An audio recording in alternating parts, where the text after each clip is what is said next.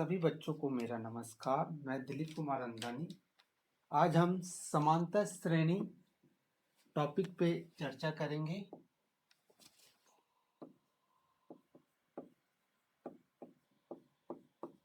बीजगणित का बहुत ही महत्वपूर्ण चैप्टर है ये। सबसे पहले हम ये जानेंगे कि ये समांतर श्रेणी है क्या।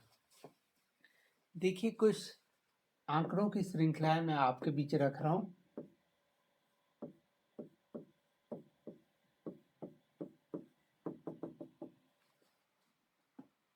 एक और श्रृंखला रख रहा हूँ मैं आपके बीच।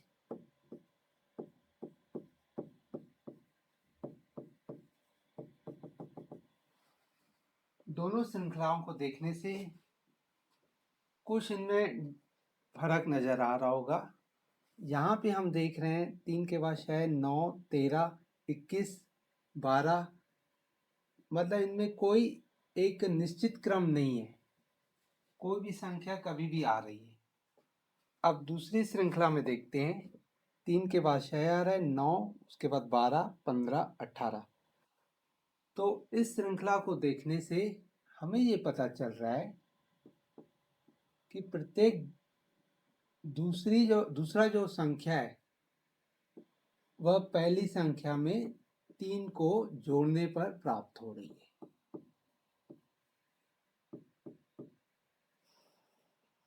तो इस प्रकार से आंकड़ों का जो एक समायोजन है, जो सूची है, जो एक निश्चित क्रम में आगे बढ़ता है। अब वो निश्चित संख्या क्या है? यहाँ 3 है। प्रत्येक संख्या में जो पूर्व पद में 3 को जोड़ रहे हैं तो अगला पद प्राप्त हो रहा है। तो ये जो सिस्टम है, ये जो सीरीज है, इसे ही हम समांतर श्रेणी कहते हैं।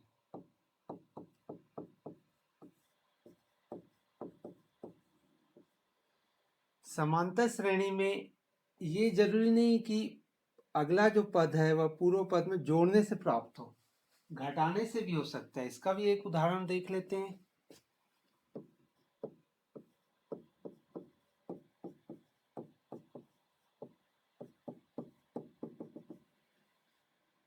इस श्रृंखला को देखने से ये समझ में आ रहा है कि जो दूसरा पद है पहले पद में 3 को घटाने पर प्राप्त हो रहा है।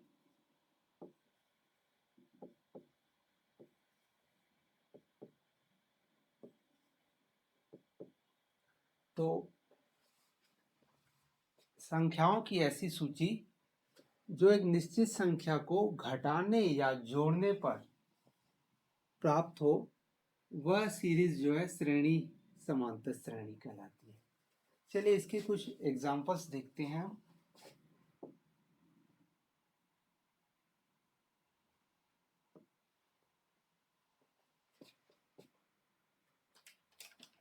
एक क्वेश्चन है 100, 70, 40।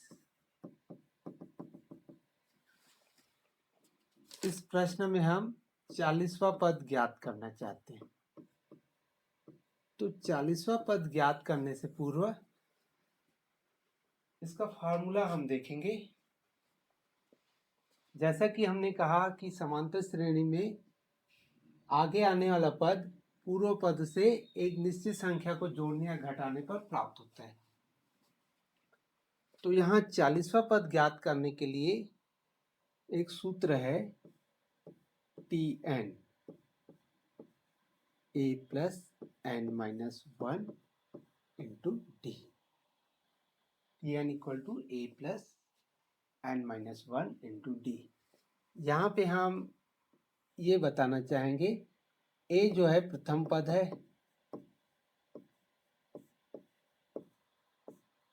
और d जो है द्वितीय ऋण प्रथम पद का अंतर। तो इस सीरीज में देख रहे हैं द्वितीय पद 70 है और प्रथम पद 100 है। तो सार्वांतर हुआ ऋण 30। चूंकि हमें 40वां पद ज्ञात करना है तो कुल पदों की संख्या जिसे हम n कहते हैं इसे हम ज्ञात करेंगे। तो सूत्र का उपयोग करते हैं, Tn equal to a plus n minus 1 into d. n का मान 40 है तो T40 आ जाएगा, और a का जो मान है 100 है, 40 ऋण 1, और d का मान ऋण 30। 100 धन 40 में से गया 39 गुणित ऋण 30 बराबर 100। धन और ऋण का गुणा हमेशा ऋण होता है,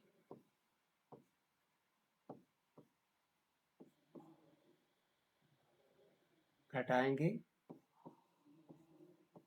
बड़ी संख्या ऋणात्मक होने के कारण उत्तर में ऋण चिन्ह आएगा।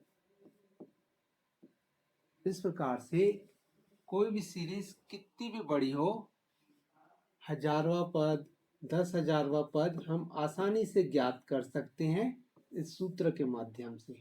Thank you.